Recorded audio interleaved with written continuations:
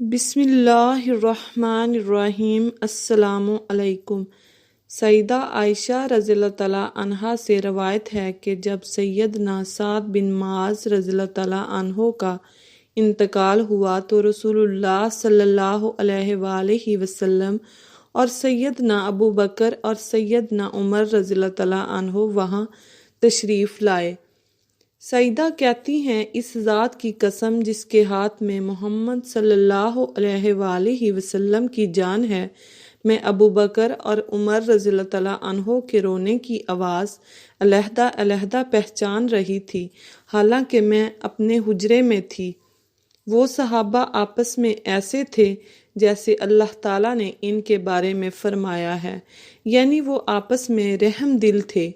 حضرت ابو ذر غفاری رضی اللہ تعالیٰ عنہ سے روایت ہے کہ رسول اللہ صلی اللہ علیہ وآلہ وسلم نے فرمایا، بندوں کے اعمال میں اللہ تعالیٰ کو سب سے زیادہ محبوب وہ محبت ہے جو اللہ تعالیٰ کے لیے ہو، اور وہ بغض وہ عداوت ہے جو اللہ تعالیٰ کے لیے ہو۔ کسی بندے کا یہ حال ہو جانا کہ وہ صرف اللہ کے لیے محبت کرے اور اللہ ہی کے لیے کسی سے بغض رکھے، بلا شبہ وہ بہت اونچا مقام ہے۔